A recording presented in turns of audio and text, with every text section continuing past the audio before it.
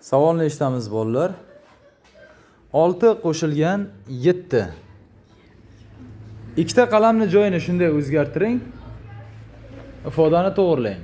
1 minut vaqt ichida topgan o'quvchiga 50 ming so'm pul mukofoti bor. Vaqt ketdi. Mana 50 ming so'm mukofoti. Topgan o'quvchiga.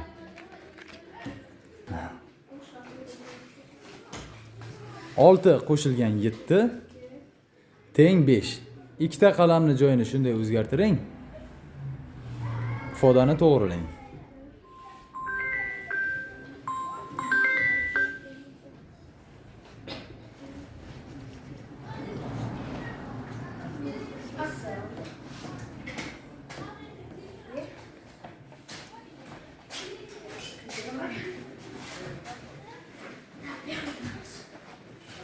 Farzada nima bo'ladi? Nima bo'lishi mumkin?